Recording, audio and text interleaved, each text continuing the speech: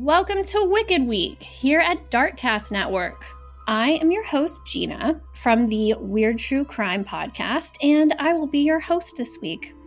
Spooky season is upon us, and it is by far one of Darkcast Network's favorite seasons. Today is Freaky Friday Hauntings, so grab your munchies and something to cuddle with while some of our shows tell you blood-curdling stories of ghostly happenings.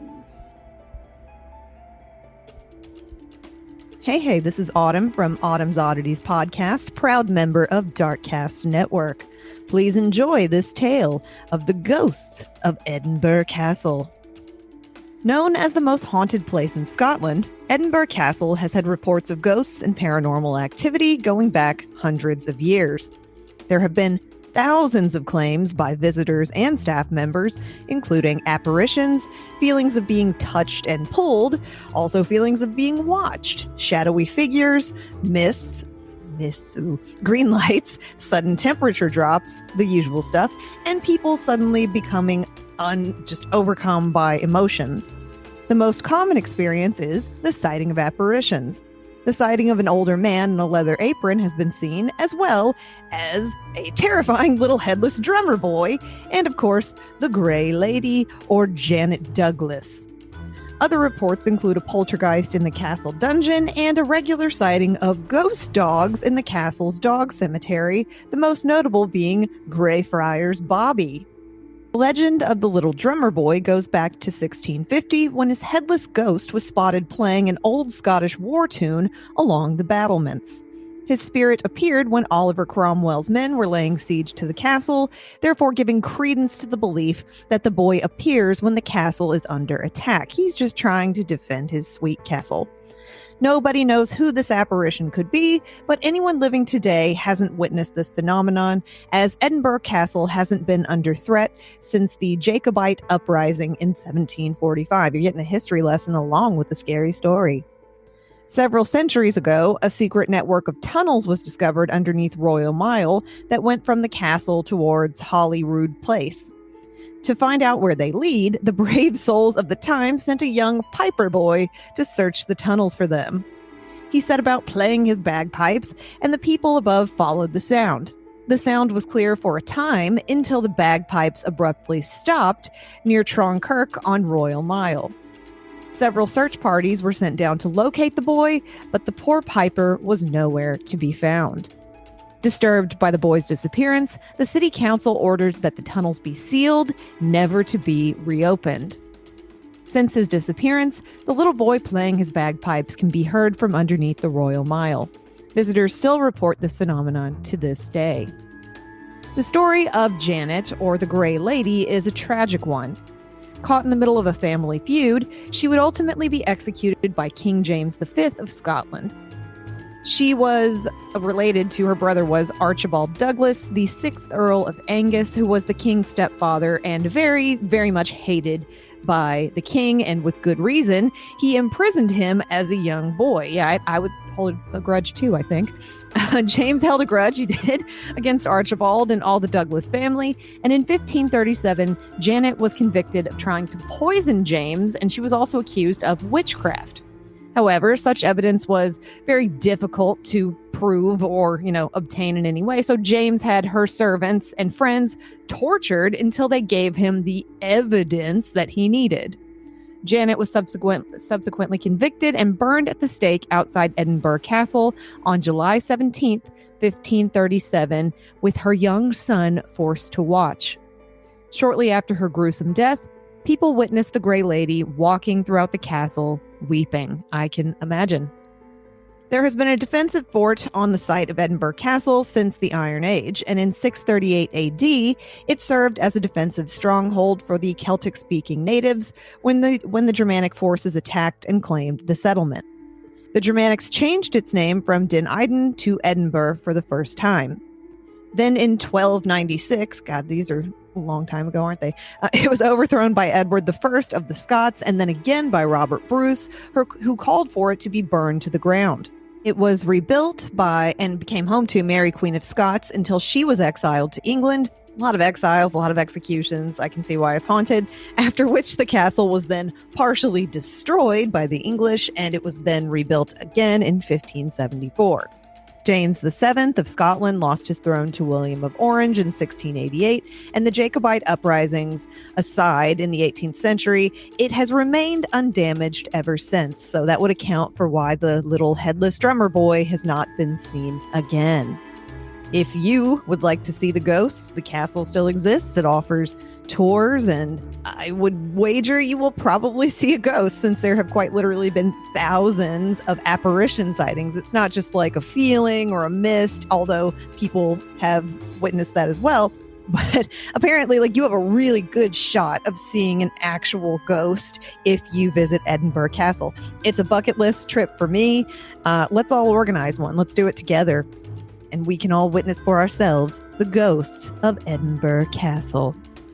Thank you for listening. And remember, if it's creepy and weird, you'll find it here. Hey, everybody. I'm Josh. And I'm Jamie. And we're from the Paranormal Peeps podcast. And we have a fun story for you guys. And it's kind of what everybody has, like the story, right? I didn't believe in ghosts until this happened. Yeah. Yeah. So we have a story, and it's from Alexandra Charatin, and it was in the Road Culture magazine.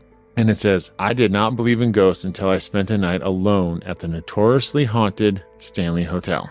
But this isn't the Stanley Hotel that you're thinking of in Colorado. It is not. It is not. This is another Stanley Hotel. Which I had no idea until I read this article.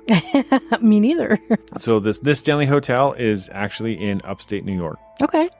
So it goes, as I'm driving the winding road to the Stanley Hotel, which sits in the foothills of the Shawangunk Mountains in upstate New York, I passed several abandoned motels, 2 active correctional facilities, and the Witch's Hole State Forest. If I didn't already have a reservation, I might have been concerned when I pulled up to the hotel at dusk. At first glance, the 3-story white clapboard structure and most of a main street in the tiny hamlet of Napanock looks abandoned. I'm checking in to this allegedly haunted hotel in the search of ghosts, and I don't have to wait long to find one. A freshly painted sign on the porch that reads, Welcome to the Stanley Hotel, prominently features a ghost. His arms are crossed, but he's smiling. In contrast to the dilapidated exterior, the inside of the hotel is bustling.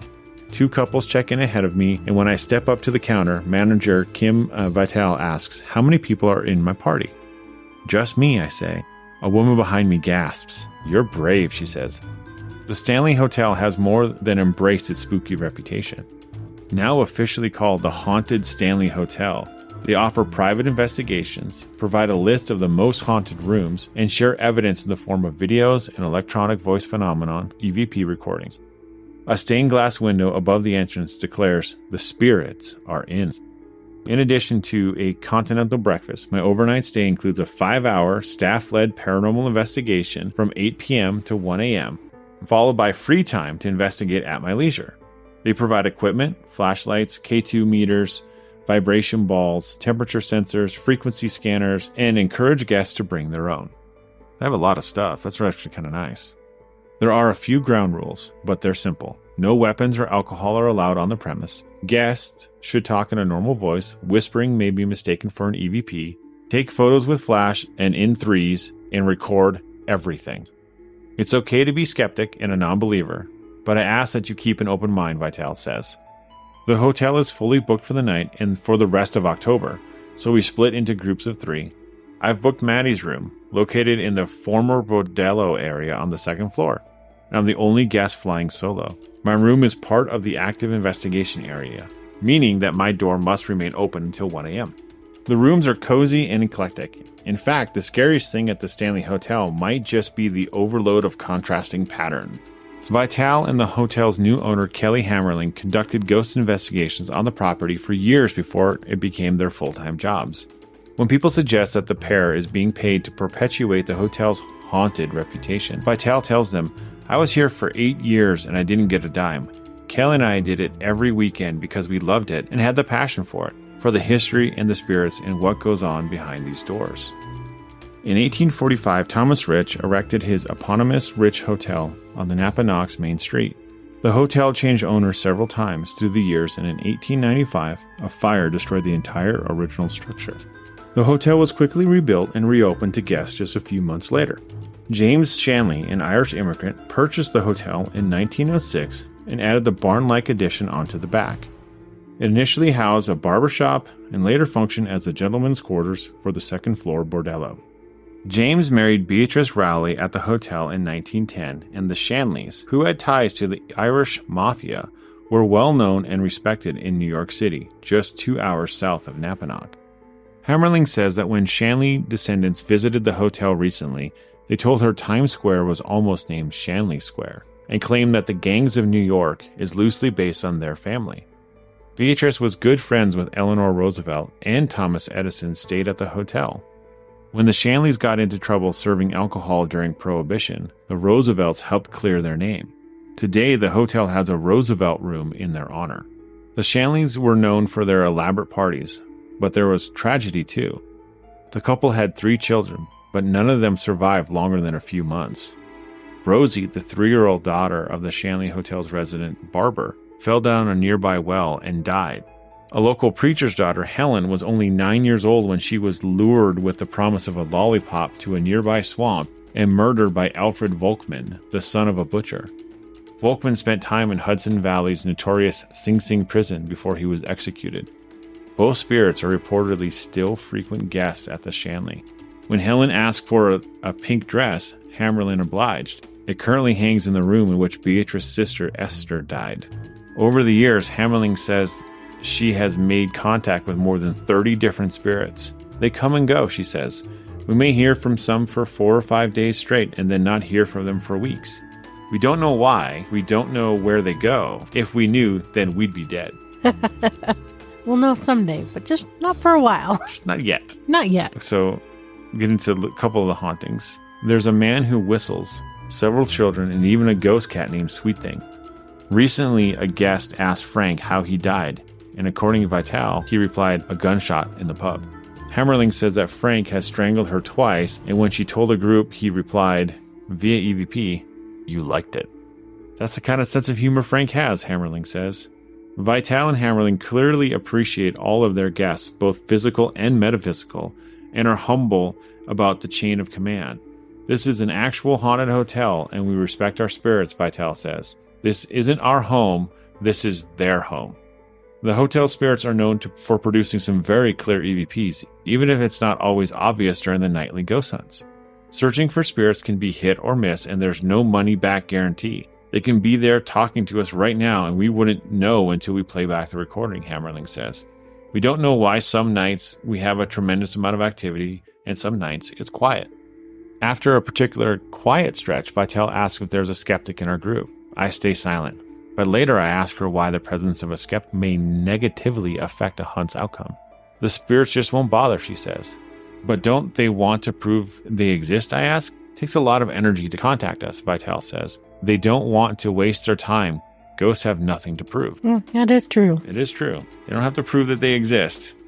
Hammerling encourages us to engage with, but not provoke the spirits. You want them to think, wow, these people are great. Let's take our time and energy to actually talk to these people, she says. So we seem to have the most luck with a tablet running the Phasm Box app, which scans through several pre-recorded radio stations in search of voices. Although Hammerling cautions that not everything you hear through the Phasm Box is a paranormal, she urges us to listen for intelligent responses to specific questions. What can be considered intelligent, like most things during the night, is up for interpretation. Although ghost hunting is usually done at night, the spirits are there here in the daytime, Hammerling says. It doesn't matter what time of day it is, but the dark lets you experience them more fully. Yeah, because the rest of the world, the rest of the area is quiet. There's not a lot of traffic. People are usually settling down. And this is why we ghost hunt at night. Exactly. So we're sitting in a circle and someone across from me gets full body chills twice. But other groups report even more activity, including hearing Sweet Thing, who died of natural causes in Claire's room, meow several times. We asked Joe questions about his history with the Mafia. How many people have you killed? What's your weapon of choice? And finally, why don't you like women, Joe? With no responses, at one point Hammerling thinks she hears someone say, hi, Karen, but there's no Karen in our group. You may be saying overprivileged women. Quit being a Karen. I don't think that they're really familiar with today's term of herring. They might not. Shortly after Hammerling and her husband purchased the hotel, he was cutting wood in broad daylight when he yelled for his wife. He wouldn't say why he called my name. I thought he cut himself, Hammerling says. But 3 weeks and 3 drinks later, he admitted that he had been spooked by the sight of a mysterious woman who appeared next to him. And he's a skeptic, or was a skeptic, I should say, Hammerling says. In the hotel's great room, stacks of composition notebooks contain the notes from previous guests. Had a lovely New Year's Eve in Anna's room. Anna and Tim write. Awakened at dawn by the scratching at the window, a friendly squirrel or ? Another page contains a sketch of one of the hotel's beds. An arrow points to the figure looming nearby and the guest writes, she is always watching. Whether someone is watching or not, when 1 a.m. rolls around, I am ready for bed. I slide under the covers, close my eyes, and fall asleep quickly. Around 2:30 a.m., however, I jolt awake. My heart is racing, and my body is racked with chills. I switch on the light and pile on more covers, but my teeth keep chattering uncontrollably. I take deep breaths and eventually fall back into a fitful sleep, but the light stays on until morning. We've done that a couple times. Yes, we have. Where we've turned on the light and left it on all night until morning. Yep, getting ice cold breath in your face in the middle of the night. Yep. That'll do it. That'll do it. But I think, honestly, the story brings out some really good points about not provoking, being respectful. Yep. The one not going on a ghost hunt inebriated in any way. Exactly. Not to mention it's just dangerous trying to walk around in the dark. I mean, sober and trying to do it in drunk would be like hazardous. Well, not only that, but you leave yourself really open and vulnerable. Yeah. And that's never good. Never good. So honestly, I highly recommend if anyone wants to go stay at this hotel, it is open and they do take reservations and you can go check them out. Yeah. And if any of our listeners have stayed at this hotel or have seen it, known about it, and have any extra information, let us know. Share. And as always, stay ghosty, my peeps. My name is Brenda, and I'm the creator and host of the podcast Horrifying History. Are you into the dark side of history? Horrifying History tells you about the side of history that people don't normally talk about. We tell the tale of haunted places, infamous true crimes, the paranormal, unsolved mysteries, and then we look to history to see where the truth actually lies. Do you know what our listeners ask me the most? What they want to know is, do I believe in ghosts? I understand why I'm asked this. After all, I do tell spooky stories every Wednesday. But since I do not tell people what they should believe in or not, many are not so sure where I personally sit concerning this debate. So today is the day I come clean to you all. I'm a believer. It would be hard for anyone to find a person who worked in frontline healthcare like I have who doesn't believe in some sort of continuation after death. But let's just say, my spooky friends, I have seen some very strange things. But my belief in spirits did not come from my chosen career. It actually came when I was very young, but at the time I had no understanding of what I saw. It wasn't until I became older that I came to understand what I saw one summer day when I was 3 years old, and that is where our story starts today. I grew up on a farm on the northeastern side of the province of Alberta in Canada. As an adult, I see my childhood as one of 2 ways, full of blessings and full of danger. As a kid, I was allowed to run and play as far as my eye could see. Animals were my best friends, and when I hit the edge of my parents' farm, I could just keep walking and hit my parental grandparents' house. They lived nearby, and my grandparents' home was my second home. Now, as for the danger, this is something that every single kid who grew up on a farm understands as an adult.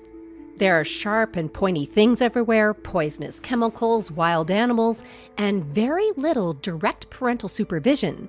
This ruled our lives alongside hard work. Now, personally, I have no idea how I survived childhood, and the story I'm about to tell you should have ended me, but instead, it put me on a lifelong path to try to learn more of what happens after we die. So as I said, our tale starts when I was 3 years old. For those of you who were not raised on a farm, children are free labor. It doesn't matter how old or young you are expected to help out. So on the day in question, my dad was in the middle of breaking new land, so just so you all know what this consists of. Machinery is used to rip out any of the trees that are standing. Then comes the process of removing any tree roots and rocks that could cause damage to future farm equipment. You have to pick those roots and rocks. This is back-breaking work, even for a 3-year-old. Roots need to be cut out by hand, but my dad gave me my very first little hatchet and a pair of little work gloves and told me to go with my mom and siblings to pick some rocks and roots. It was the first time that I was included, so I was pretty excited to be part of the big kids club. So out that day we went to the fields. At the end of the day, I was honestly filthy, but pretty proud of myself. Then my dad told my brother and sister and I to jump into the bucket attached to the front of the tractor so we can travel home. For a farm kid, riding in the bucket of a tractor was our version of an amusement park. I happily jumped in, while I heard my dad tell my older brother and sister to watch me. But let's be honest here, my spooky friends. If you had smaller brothers or sisters, I'm pretty sure that your parents asked you to watch your siblings. We all know, though, that the older ones do not watch the younger ones as much as a parent may hope. So, as I climbed into that bucket, I knew that maybe I could get away with some stuff. You see, I had a plan in what my 3-year-old brain thought was fabulous. When my dad would start driving the tractor, I would stand on top of a huge rock that he placed in that bucket. That way, I can see in all directions. I would be the queen of the farm. But as you guys probably guessed, this was an amazingly bad plan. Rocks don't have seat belts. So as this tractor started to move, I climbed on top that rock and quickly looked to the right. Yep, just as planned, my brother and sister were totally ignoring everything I was doing.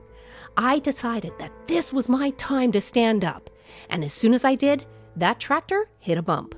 The next thing I remember seeing was the underside of the tractor's engine as I hit the ground. I was run over by the front left tire of the tractor, and then I saw the huge dual tires coming for me next. I turned my head to the left, and the tractor skidded to a stop with those big tires stopping just as they touched my body. Then I saw my mom and dad at my side, and let's just say they were totally freaking out. After all, they kind of just ran their kid over with a tractor. So after they started the poking and the prodding and asking if I was okay, I asked them a question. You see, as I hit the ground and was run over by the first tire, I saw a man standing behind the tractor. He looked exactly like my dad with a couple differences. My dad and I shared the same hair color, black, but this man's hair was snow white. My dad would always wear jeans and a flannel shirt. This guy was wearing pants that looked like they were from the 1940s. They were woolen with a sharp pleat in the front of the leg.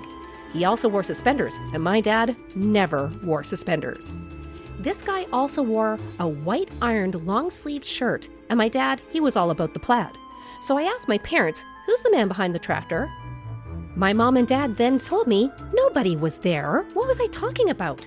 But I was insistent. There was a man there. So I started to tell my parents what he looked like. They promptly brought me to the hospital positive that I had an acquired brain injury. They also said that I would never ride in the bucket of a tractor again, and the horror of losing this privilege made me stop talking about the man behind the tractor. But I didn't forget him. I also knew what I saw that day was true, but I didn't bring it up to my parents. After all, would you want to be reminded about the day that you ran over your own child with a tractor? So as I started to get older, I thought about this man less and less. I finally came to the conclusion that this would just remain a mystery, and now I think that, well, maybe that wasn't the plan at all. One of my favorite places to play as a child was in an old house that was located in the same yard as my paternal grandparents' house. This was my place to hide out if I need to escape some chores or just to have some time for myself.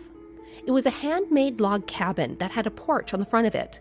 On that porch was a porch swing, which I would sit in for hours and just watch the day pass by. When I was about 6 years old, I went out to sit on that swing. I looked down and saw something shine from one of the small spaces that was between the planks of the boards. So I got down to take a look and found what I thought was a coin. It was oxidized, and it had a picture of a man carrying a boy on his shoulder on one side. On the other side of this coin it said, "I'm a Catholic. In case of emergency, call a priest." Now, I thought this was hilarious, and I couldn't help but think that, I'd rather call an ambulance.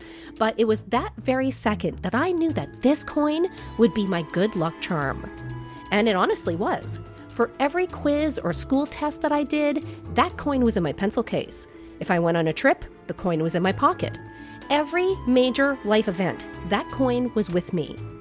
It was with me one summer day when I was about 8 years old. So I was walking through that same old house when I saw something in the back of a closet. It was a book and it had a snap closing it. And when I opened it up, I realized what I had was a book of photo negatives. So I took them up to my mom, who then took them to a professional to develop. When my mom came home with the pictures, I started to take a look at them, and this was when I immediately stopped in shock. There was a man in these photos, and that man was the man that was standing behind the tractor. Same hair, same clothes, and he looked just like my father. I looked towards my mom to get some sort of explanation behind this, and this is where I learned about my grandfather. Now, my father was actually named after his dad. For the tale today, we're going to call him Frank. Now, Frank met my father's mother when she was 16. There was a little bit of an age difference, but back then that didn't matter. The two were smitten. So after courting, the two decided to get married and start their lives together on that very same farm that was attached to my parents' farm, my grandparents' farm. So Frank and Grandma farmed their land together and had 4 children. The first died at the age of 6 months from a childhood illness. The second became Frank Jr., and that was my dad. Frank, he and my grandmother had 2 more boys together before tragedy struck. One day, Frank felt like he was coming down with the flu, so he told my grandmother that he was going to go out and get some farm work done since he was pretty sure he'd be sick for the next couple days. So after he came back home to have some lunch, Frank went outside to do what he did after every meal. He lit up a cigarette and sat on the porch swing of the house he shared with my grandmother to smoke it. The house in question was that abandoned house that stood behind my grandmother's, the very house that I spent my childhood playing in. While sitting on the very swing that I would spend hours on, Frank had a massive heart attack. He didn't survive, and my dad lost his father at the age of 9 years old. His body was discovered by my grandmother, and the entire family was devastated. The local community came to Frank's funeral, and my grandmother had him buried with a cowboy hat that he loved to wear. But there was one thing missing. You'll hear about that in a few minutes, but first, I had to tell you about some very big realizations I had in this moment. Now, the first one was that my grandfather, who I thought was directly related to me as my father's father, was not. So several days after this, I went to speak to my grandfather Mike about all of this. He was able to tell me another part of the story. So after the death of my grandfather, Frank, he heard about what happened through community gossip.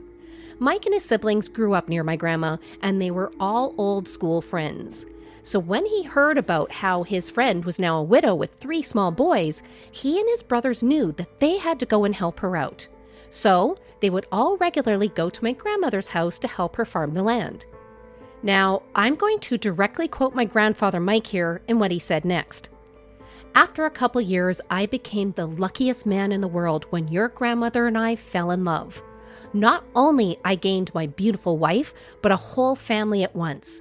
There is no difference between the children that your grandmother and I had together and the ones she brought into our marriage. Your dad and all our kids are just that, all of my kids. You are no different than any other of our grandkids since we love you with all our hearts. Now, honestly, I still miss my grandfather Mike every single day of my life. Now, on to the second realization I had. It was that my parents both believed me the day I got run over by that tractor, that my grandfather Frank came to visit. After they heard what I was telling them in the field that day, they knew what I was saying was true. I didn't know anything about Frank at that time, and I never saw a picture of him. But they both were not only freaked out that they ran over their kid, but that my dad's dead father came over to ensure that I was okay. Many of you likely think that this may have freaked me out a bit, but it didn't. It kind of made me feel pretty loved. After all, a man who was dead for years came back to see if I was okay. I felt like there was somebody protecting me, but I didn't actually realize how much until years later. So when I was about 18 years old, my sister told me that a local antique expert was coming into town. She said that I should take my lucky coin to find out what it is and solve that mystery. So I brought it to the store hosting that antique expert, and he inspected it. He told me that it wasn't a coin. It was a pendant. He said that he could see the area to where a chain that held it to that pendant snapped. So St. Christopher was a martyr that was killed in the 3rd century, and the most famous legend about him is that one day he carried a child who was unknown to him across a river. As he carried the child got heavier and heavier, and soon he was struggling. But St. Christopher was determined to help this child and got him to the side of the river safely. This is when the child revealed themselves to be Christ, and this is why St. Christopher is the patron saint for travelers. After hearing this tale, I decided to go get this St. Christopher pendant cleaned up and fixed to be in its original form. So when I went to pick it up, I was able to see it clearly that it was jewelry. So when I started looking for a chain to put it on, I quickly decided to put it on a thick silver rope chain. The jeweler, he questioned my choice, saying that chain, it kind of looked a bit masculine. I thanked him for his opinion, but for some reason, that chain looked like it belonged to the piece. I soon left the store with my new good luck pendant on a chain around my neck. So several weeks later, it was Christmas Day, and I was really excited to go see my father's mother. I hadn't seen my grandmother for a couple months at this time, and I really missed her. So when I walked into the house that day, the way she looked at me made me want to turn around and run away. She quickly opened her arms to me and then dropped him and stared at me in shock. She pointed directly to my chest and said, "Where did you get that?" I looked down to see my pendant, and I told her the story of what happened. This is when I was given the rest of the story. When my grandfather Frank fell to the ground off that porch swing, he was wearing that same pendant. He wore it every day, and on this day, the chain broke as he fell to the porch having the heart attack. After he passed away, my grandma searched the area around and under the deck for this pendant. She was able to find the chain, but not the pendant.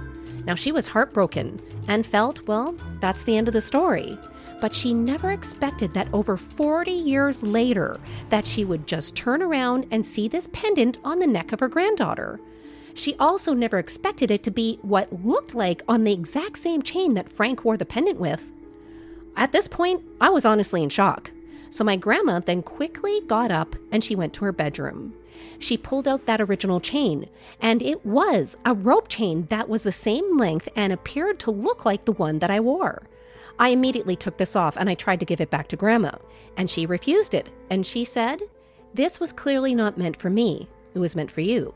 Frank clearly wanted his granddaughter to wear it, so please always wear this with pride." So to this day, I wear this pendant every time I'm worried or stressed. I wear it when I travel, but I did make one change to this pendant. On this chain now sits the pendant with a gold ring. I received this ring after my grandmother died, and it was her original wedding ring with Frank. So when I received it, I knew it had to go on the chain with Frank's pendant. That day was the first day that these two items had been together since August of 1947. If there's one thing that I do know, is that my grandparents are with me always, and that Frank has been watching over me my entire life, even when I do really stupid things like getting run over by a tractor. Thank you all for listening to the story of my grandparents. Now, if you want to hear more tales like this, you can subscribe to Horrifying History wherever you listen to your favorite podcasts. To get even more spooky content, though, you should join us on Facebook at Horrifying History, on Instagram and Threads at Horrifying_History, or on Twitter at HorrifyingHIST1. Hey, spooky friends, it's Aurora from Burnt Marshmallows Cozy Mysteries. You may recognize my voice from Murder News, but I have a new-ish podcast for those of you that really love whodunits and spooky campfire-style stories. In today's story, I have a ghost story for you called Home. Olivia's French bulldog Tater was the epitome of canine contentment, his jowls flapping gently in the wind as he hung his head out the car window. Olivia stole a glance at her furry companion and managed a weak smile. "I'm glad one of us is excited for this drive," she said, her voice carrying a mixture of exhaustion and resignation. Driving through the familiar streets of Maplewood, Olivia was engulfed by a tidal wave of memories, each one a sharp pang of nostalgia and regret. The town held fragments of her past, fragments she had desperately tried to forget. Spotting the school, she remembered all the times her mother had forgotten to pick her up. She recalled the last glimpse of her father at the Waffle House, his face etched with sadness before he disappeared from her life. The death of her mother hadn't come as a surprise. Her mother had been struggling with alcohol use since Olivia was a child, seeking solace in a bottle as her life unraveled. And now, returning to clear out her late mother's house after her passing, it felt like stepping back into a nightmare she had once managed to escape. The house, a weathered structure from Olivia's childhood, loomed ahead. The grass in the yard had grown untamed, the once vibrant garden reduced to wild, overgrown chaos. On the porch, there was an old wooden chair, weathered by countless storms, marking her mother's favorite smoking corner. Despite the passage of years, Maplewood hadn't stood still. A rush of new families had flooded into town during the lockdowns, fleeing the nearby city in search of refuge and space. Their arrival had inflated property values, turning what was once a modest home into an unexpected windfall. Olivia tried to find solace in this fact, knowing that selling the house would at the very least bring some positive change. As Olivia put the car in park, a message popped up on her phone. It was her partner, Eric. He asked, "How's the drive? How are you holding up?" Olivia quickly typed back, "Just got here, miss you already." She took a deep breath as Tater panted excitedly next to her. "All right, I guess we got our work cut out for us." Olivia rolled her suitcase to the front door and found the key her mother had hidden under a cracked flower pot. Inside, the house carried the unmistakable scent of mustiness. Despite her mother's mental health struggles and alcoholism, it was surprisingly tidy. She set out a bowl of water for Tater and decided to start the daunting task of packing, beginning with her old room. Stepping into her childhood sanctuary, it was like entering a time capsule. Posters of Bikini Kill and Hole adorned the walls, faded relics from her teenage years. She couldn't help but giggle at the sight of her old closet, filled with an impressive amount of satin and silver attire from the 2000s. Just then, as Olivia sorted through the nostalgic clutter, she heard the front door slowly creak open, and Tater darted out, barking furiously. Panic gripped Olivia, and her eyes scanned the room for something that could be used as a makeshift weapon. Her gaze landed on a hand mirror resting on her old vanity, and she slowly crept out into the living room. As she rounded the corner of the hallway, she saw a shadowy figure ahead. Her heart raced, but then she heard a familiar voice. "Hello, is someone in here?" It was Mrs. Jenkins, the neighbor. Relieved, Olivia said, "Mrs. Jenkins, you nearly gave me a heart attack." Mrs. Jenkins startled, letting out a gasp. "Olivia, I could say the same to you. What are you doing back in town?" Olivia replied, "I've decided to sell the house. I'm just here packing things up." Mrs. Jenkins, her face marked with concern, said, "I'm sorry to hear about your mom. How are you holding up?" Olivia replied with a sigh, "I'm hanging in there. I'm just ready to put all this behind me." Mrs. Jenkins nodded sympathetically. "Well, Olivia, you let me know if you need anything, all right? I'll let you get back to work." Feeling the pangs of hunger, Olivia wandered into the kitchen, hoping to find something edible. She swung open the fridge door, only to be met with a nauseating stench of rotting food. Among the grim contents, she spotted a box of Trader Joe's wine and thought to herself, why not? She poured herself a glass, took a sip of the wine, and started tossing spoiled food into the trash can. As Olivia worked her way through the kitchen, sipping wine, she suddenly heard Tater's low growl. She went to investigate and found him at the top of the stairs, staring down at the darkness. She called him back and with a sense of trepidation, turned on the light to investigate the basement. Carefully descending the creaking stairs, Olivia found herself in a dimly lit space. Her eyes settled on the washer and dryer and some clothes her mother had left hanging downstairs. There was an eerie stillness to the basement, broken only by the distant hum of the appliances. Suddenly, the overhead light flickered and then went out entirely. She quickly grabbed her phone and turned on the light to scan the basement, but nothing seemed out of place. Olivia made her way back upstairs. She closed and locked the basement door, telling herself Tater was just doing weird things dogs do. She then continued her assessment of the house, mentally calculating how many boxes she would need and what items might fetch a decent price in a garage sale. As she entered her mother's bedroom, Olivia found herself standing before the medicine cabinet. She couldn't help but linger over the array of prescription bottles. There were medications for blood pressure, diuretics for cirrhosis, and antipsychotics for schizophrenia. Olivia knew her mother had been diagnosed with schizophrenia later in life, after she had started hearing voices around the house. She had been convinced the house was haunted, but Olivia had never experienced anything unusual in the house during her own childhood. After her trip to Lowe's, Olivia returned home, ready to dive back into packing away the old memories. The Trader Joe's wine became her reluctant companion as she sifted through the remnants of her past. The next morning, she awoke abruptly on the couch to the sound of her phone buzzing. Groggy and with a pounding headache, she answered. "Hello?" Eric's voice came through on the other end, tinged with concern. "Hey, I thought you were going to call last night. Is everything okay?"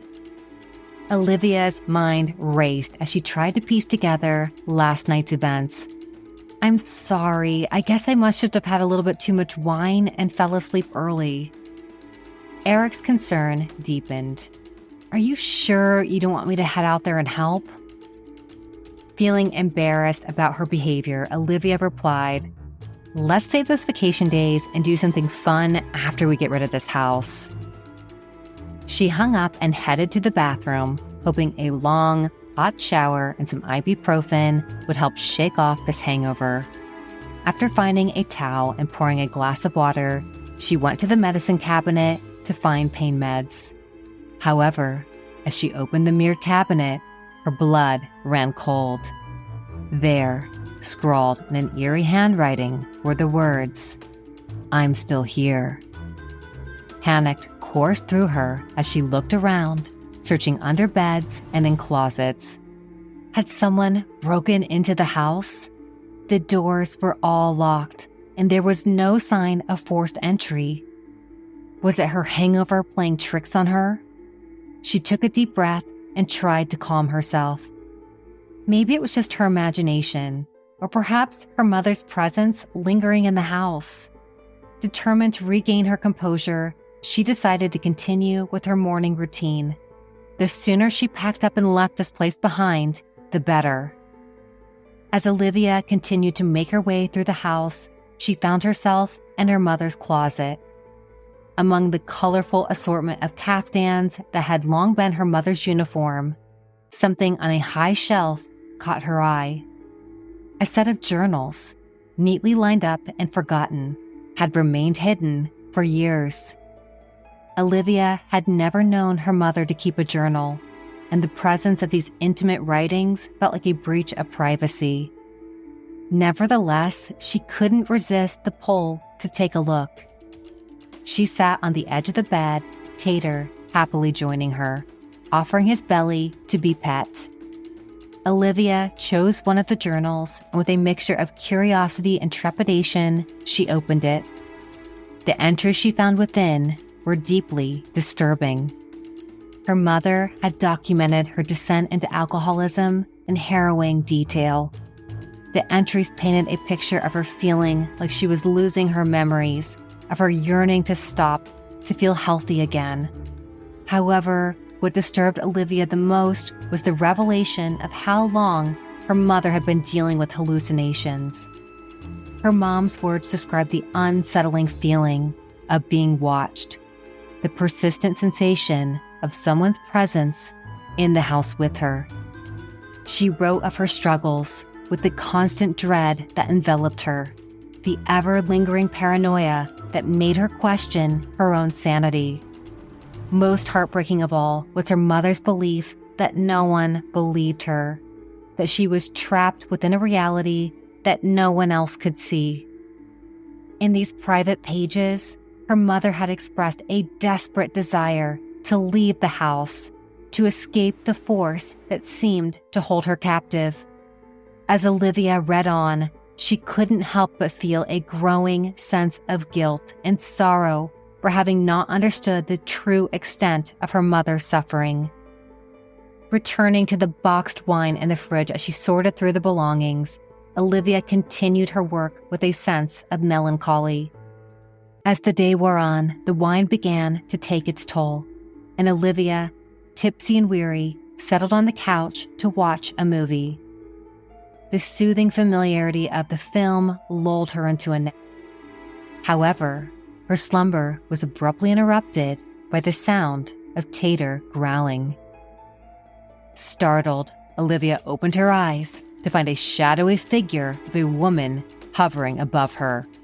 The woman's eyes were unnaturally cold and dark, devoid of any trace of humanity.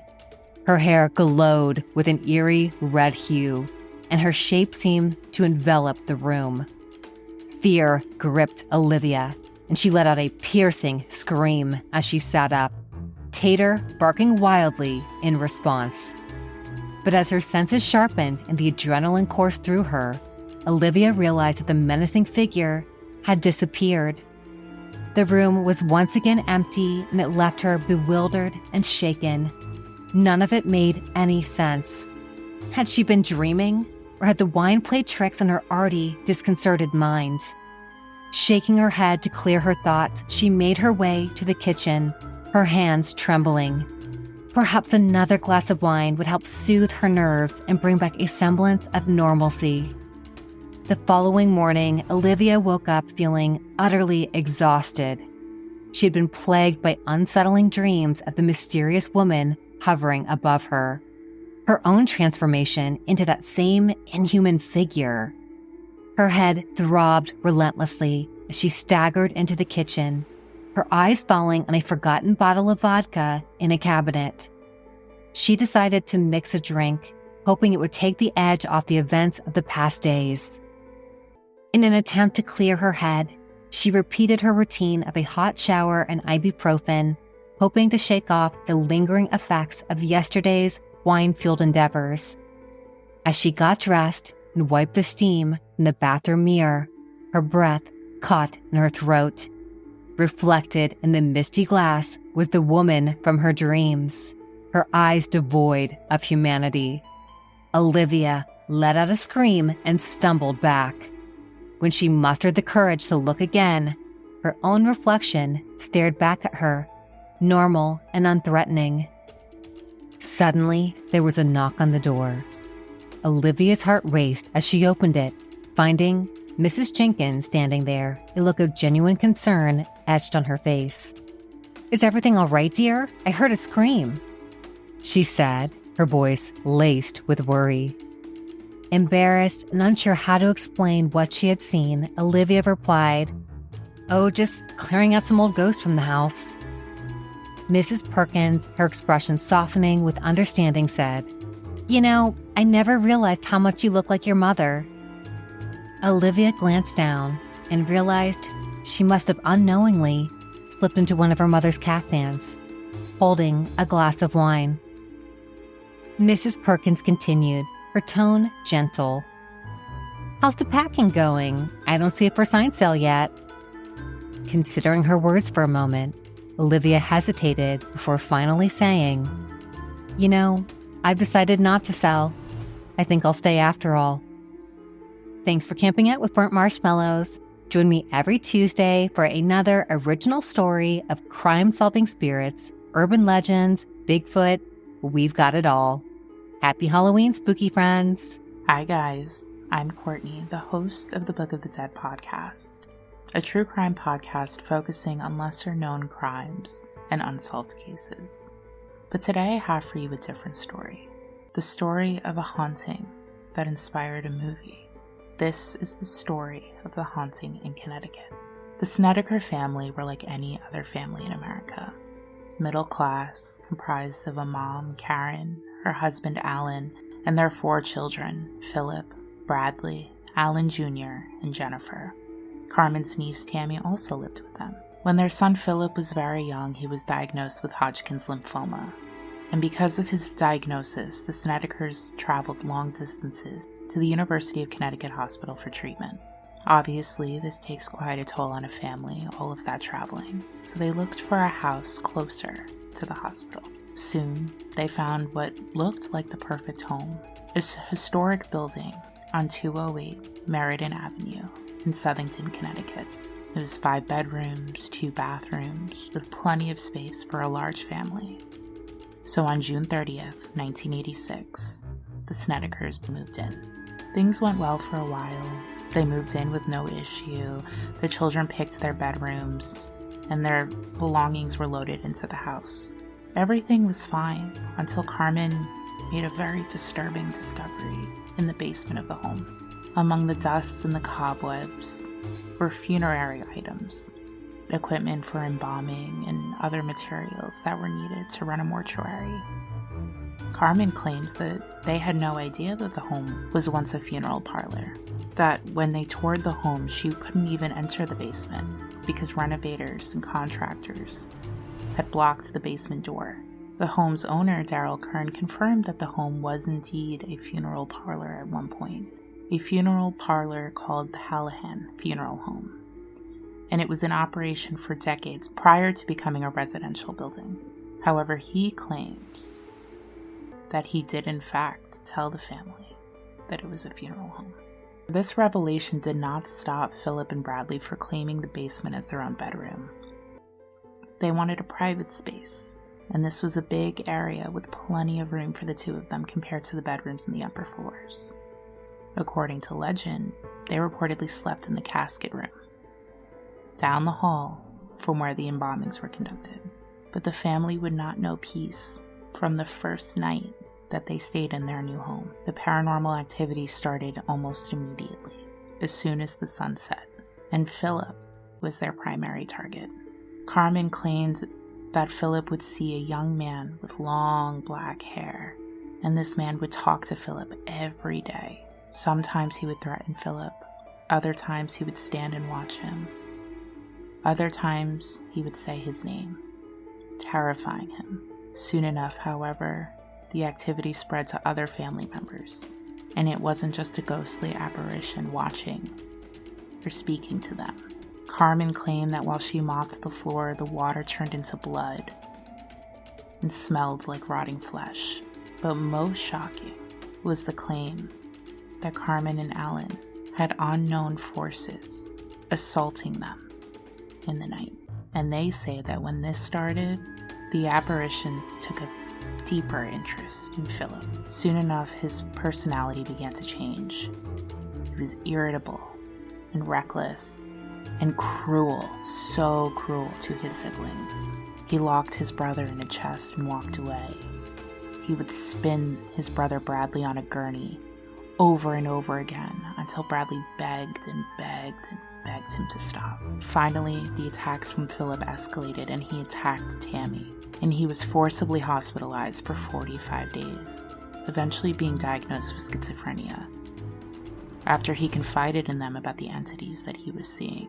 Finally, the Snedekers sent Philip away to live with some relatives, and Philip got better. He stopped hearing voices, stopped seeing spirits, but the Snedekers still lived in fear. So they contacted Ed and Lorraine Warren, paranormal investigators, clairvoyants, and demonologists, as well as a priest to do an exorcism in the home. On September 6, 1988, they claim a priest performed an exorcism on the house, and the family reported that the paranormal activity just stopped. After 2 years in the home, they finally moved out and never returned. But the Roman Catholic Church claims that they never once authorized an exorcism to be conducted. The Snedekers went public with their experiences before they even left their home. But Daryl Kern notes that this paranormal activity that they claimed was so rampant only seemed to escalate when the family was behind on their rent. Even their neighbors believed it to be a hoax, claiming that the family was happy whenever they were outside, not the terrified neighbors that they claimed to be. And even Philip's friends said that Philip was quite the storyteller and always had to be the center of attention. Now, some people still debate whether or not this story is true, but even if it's not, the story of the haunting in Connecticut and the Snedeker family themselves are part of one of the greatest ghost stories in American history. Hello, my name's Jasmine Castillo, and I am the host of Hands Up My Podcast. My podcast covers ethical true crime cases of people of color and the queer community.